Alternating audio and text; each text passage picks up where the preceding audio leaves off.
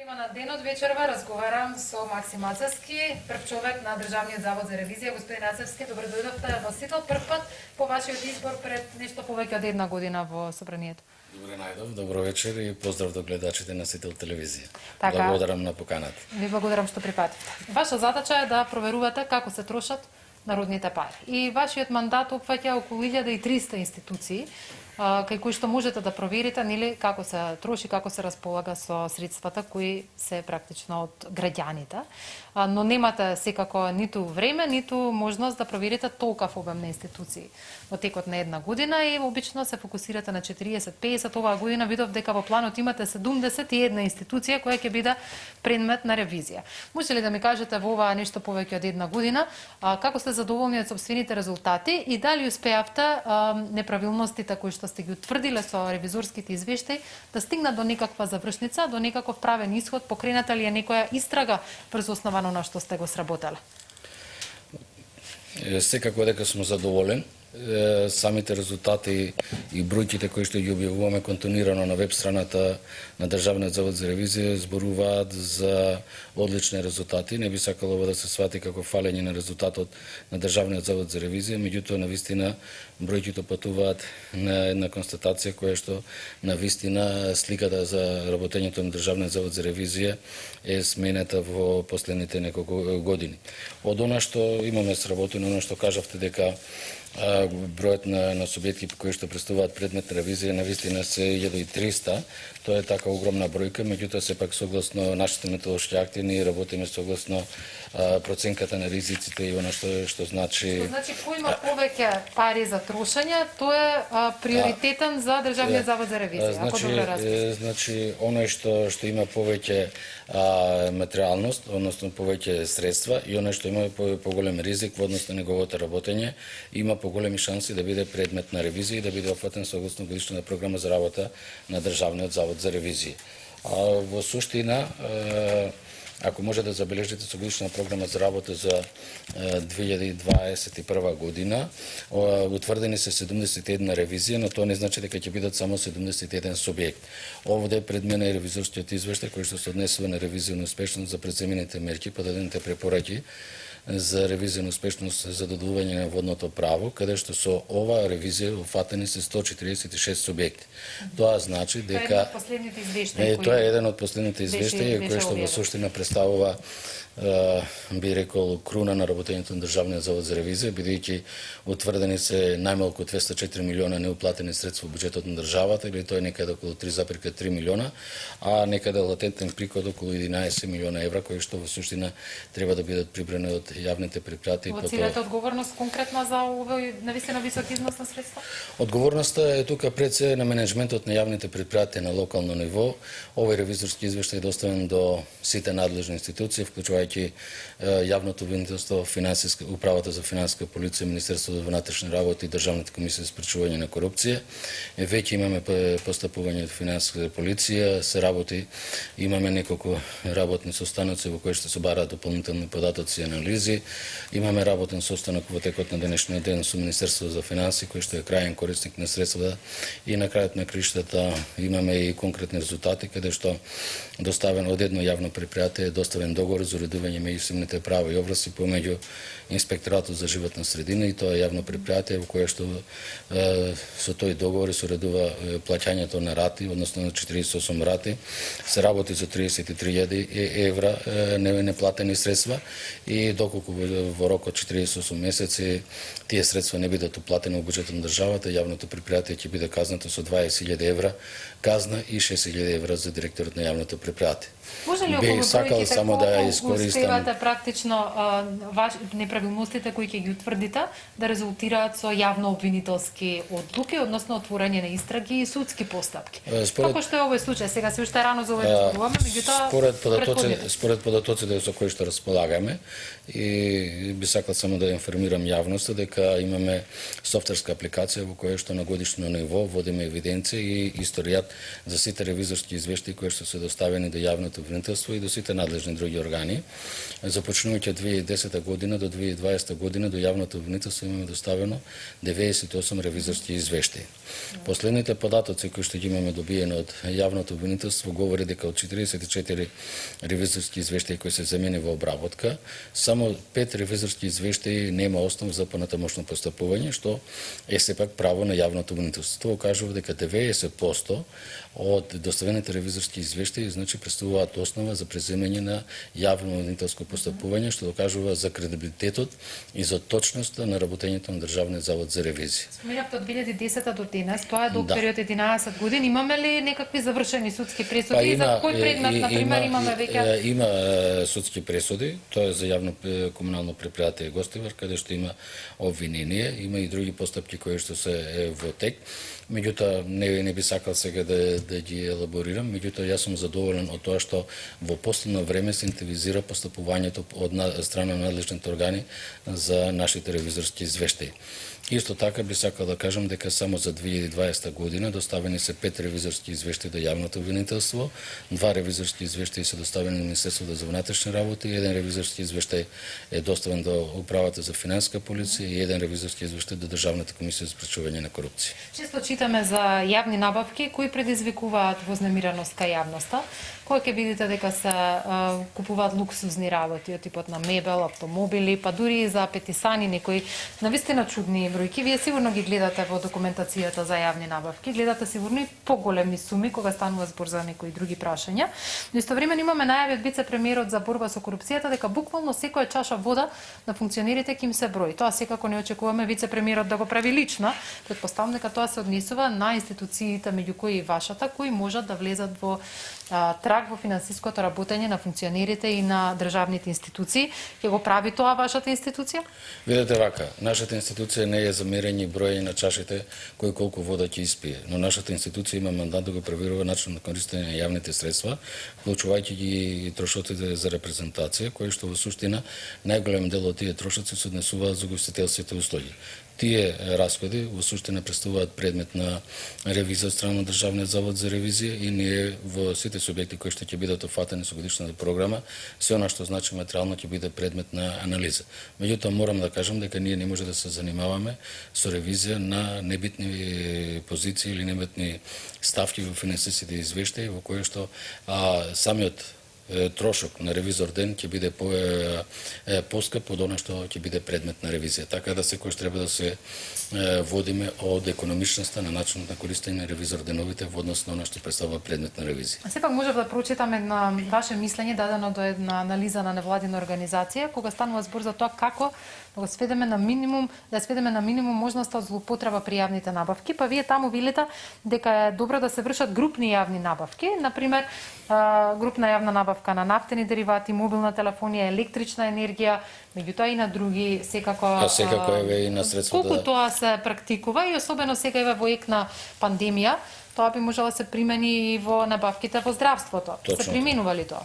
Не секогаш и јас не сум премногу задоволен на таквата состојба и покрај тоа што континуирано укажувам дека во суштина еден од начините и начинот на постапување за сведување на ризиците во додувањето на договорите за јавни набавки на едно прифатливо ниво во суштина представува додување на договорите за јавни набавки од едно централно тело, вклучувајќи тука како службата за општи и заеднички работи во која што таа врши одредени групни јавни набавки и нуди договори за додување на договори за одредени договорни органи од јавниот сектор, меѓутоа тие групни набавки може да се практикуваат и на локално ниво, да речеме градот Скопје да ги спроведува одредени постапки за јавни набавки за сите јавни предпријатија или пак одредено јавно предпријатие, да речеме јавното предпријатие за сообраќај, да спроведува јавна набавка за нафтени деривати за градот Скопје и за сите останати јавни предпријатија, бидејќи според нашите анализи извршени ревизорски активности констатиравме дека јавното предпријатие ЈСП има има соодветна високо софистицирана опрема за проверување на квалитетот на нафтените деривати и во суштина кога имате соодветни човечки ресурси, кога имате воспоставена процедура за начинот на контрола на реализација на договорите за јавни набавки не само по квантитет, него и по квалитет, тогаш ризиците дека нешто може да се случи се помали во однос на кога секоја јавно предпријатие или секоја институција на ниво на град Скопје би додолува договор за одредена област или во јавниот сектор. Исто така кажавте во делот на медицинските средства и опремата за справување со пандемијата со коронавирусот COVID-19, навистина е многу драгоцена и корисна таа активност да се набавуваат средства од едно централно тело или еден субјект за повеќе субјекти. Зошто тоа го велам? Бидејќи не секој договорен орган од јавниот сектор располага или има вработени квалификувани човечки ресурси кои што се занимаваат или познаваат од медицински средства. Еве во мојата институција, например, јас немам медицинско лице, па тоа би знаело каква маска да набавиме, какви средства за заштита на вработените, за дезинфекција, потоа други средства и така натаму. И тогаш се поставува прашањето дали навистина треба да бидеме свесни и да го практикуваме тоа. Со извршената ревизија, би сакал да го истакнем и ова за нашите гледачи, имајќи го значењето и висината на средствата кои што се потрошени за средства за справување со пандемијата, утврдивме две ревизии со годишна програма за 2020, кои што се однесува едната ревизија на согласуваност на доделените договори за јавни набавки за заштитни средства и медицинска опрема против пандемијата и една е ревизија на согласуваност за добиената помош за оваа намена. Навистина констатиравме одредени состојби кои точно ова го констатира дека една иста заштитна опрема или одредени исти средства кај различни договорни органи во јавниот сектор имаме различни цени, што сепак како информација не е добра. Особено во ек на пандемија, кога е важно секој динар да биде рационално потрошен. Врз основа на оваа ваша констатација, отворена ли е некаква проверка зошто за некого една маска чинала волку пари, за друга институција толку? Имаме ли некаков исход од тоа што вие го имате констатирано? Се уште е рано, ќе бидат доставени ревизорските извештаи до надлежните органи, меѓутоа морам да информирам дека ревизијата е во тек и се додека ревизијата не заврши не може да обезбедиме доставување на самите информации. Кој ќе слушнете дека нели по различни цени се набавуваат одредени артикли, ќе кажам вака, во јавниот сектор, сето тоа ве наведува да помислите дека може би постојат одредени злоупотреби или корупција. Последниот извештај на Transparency International не рангираше до сега најлоша во споредба со останатите држави. Каде вие гледате вашата улога во тоа? Можете ли да дадете придонес и каде ги лоцирате причините што е толку лоша перцепцијата за нашата земја кај оние меѓународни партнери и организации кои даваат свој придонес во градењето на сликата? Ведете вака, 2020 година е година која што во суштина година на пандемија. И во самиот извештај од Transparency во суштина имаме посебно поглавје кое што во суштина е посветено на справување со коронавирусот и корупцијата во овие услови и навистина во едни услови на пандемија ризиците за појава на корупцијата се далеку повисоки во однос на она што значи нормално работење. Свесни сме дека во суштина целата пандемија многу држави ги извади од својот колосек, па и нашата држава. Меѓутоа, како Државен завод за ревизија во насока за давање на поддршка во справувањето со овие појави или давање препораки за начинот со справување и обезбедување на соодветен начин на користење на јавните средства, ги утврдивме овие преходно две ревизии, но со годишна програма за работа за 2021 година утврдивме уште дополнителни, мислам дека беа 5 ревизии на успешност, кои што во суштина ќе се занимаваат со потврдување и проверка на начинот на користење на средствата за справување со пандемијата, односно кои што се однесуваат на економските мерки.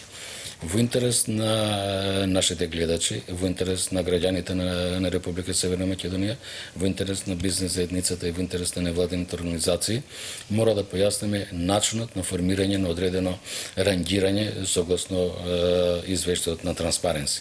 Мора да кажеме дека се работи за различни оценувачи, односно за 12 различни институции кои даваат поединечна оценка.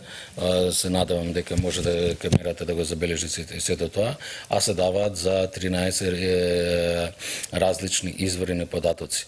За нашата држава имаме Транспаренс обезбедило податоци само за 7, каде што највисоката оценка е 47, но најниската оценка е 20.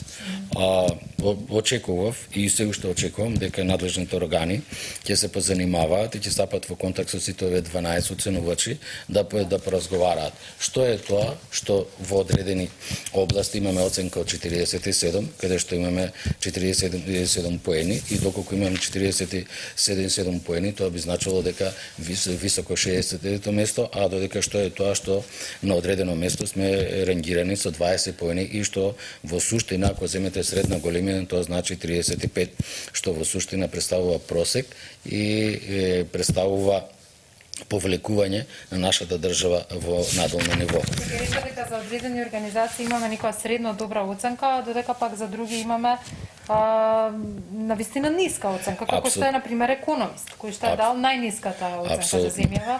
И, како што рековте, веројатно треба да се побараат одговори, зашто за еден таков реномиран извор ние сме земја која што нема владење на правото.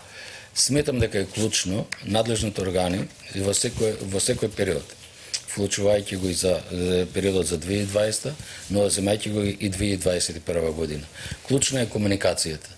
Нашата држава, нашите надлежни органи мораат да комуницираат со сите овие 12 оценувачи и да се заинтересираат и да прашаат што е тоа што ги довело да имаат видување или перцепција за одредено видување, дали ќе дадат повисока оценка или пониска оценка. Која би била вашата оценка, господин Ацевски, бидејќи тоа можеме ние сами да го кажеме, а овие фактори понатаму? Јас мислам, колку имаме ние распространета корупција? Јас мислам, видете, мора да нашите гледачи мора да знаат дека согласно податоците кои што ги презентира во извештајот Транспаренси, прво рангирањето е 0 до 100. Каде што 0 значи нечиста држава, односно максимално распространета корупција, 100 е чиста држава. Од 90 до 100 во суштина се смета дека имаме чиста држава без корупција. Ниту една држава од 180 кои што се рангирани не се наоѓа во групата од 90. Првата држава која што е максимално оценена е со 88 поени, што укажува дека сепак немаме ниту една држава и укажува дека секоја држава има одредена ниво на корупција. Секоја држава треба да преземе сет на мерки за да ја сведе корупцијата на прифатливо ниво. Ако погледнете во текот на она што значи извештајот Динто Саи, каде што во суштина представува алатка за работење на Државниот завод за ревизија и на сите врховни ревизорски институции, може да констатирате на страна 13 дека економијата на Европската унија ја чини 120 милиарди евра годишно или нешто помалку од еден буџет на Европската унија која што се однесува на корупцијата. Може ли вака само за крај, бидејќи привршуваме со време, една ваша оценка за состојбата со корупцијата во земја? Вие имате најмногу увид во тоа како државните институции функционираат и како работат. Податоците кои што ги имаме од 2012 година до 2020 година покажуваат дека ние постојано тапкаме во место. И тоа е податок кој што во суштина ме загрижува и мене, но треба да ги загрижува и сите надлежни органи и дека треба да преземеме активности за зголемување на следење на донесените нормативни акти и заклучоци од надлежните органи за соодветно постапување. Ако погледнеме се тоа што кажува дека ние во суштина се вртиме во круг. D43, па потоа 35 и така натаму, што кажува дека континуирано за 9 години сме тука. Ние имавме добри и успешни приказни кои што во суштина, ако можете да погледнете од порталите кои што се јавно достапни, кои што може државата да ги понуди на граѓаните, на бизнисениците, на владените. Говорите за алатки за транспарентност. Апсолутно. И сметам дека доколку успеавме, односно успеале надлежните органи да ги приближат овие алатки до граѓаните, до бизнес заедницата, до невладените организации и до меѓународните оценувачи, мислам дека оценката ќе беше далеку подобра. Господин Ацевски, ви благодарам за ваше прво гостување во Сител телевизија. Вие имате уште 8 години, нешто помалку од 8 години од вашиот мандат. Се надевам дека до крајот секако ќе оправдате довербата на 81 пратеник во парламентот кој гласаше за вас. Благодарам и вам. Наредка доверба која што сте добила за да постигнете резултати на ова пола. Благодарам и вам. Се надам дека ќе се работуваме понатаму. Ви благодарам.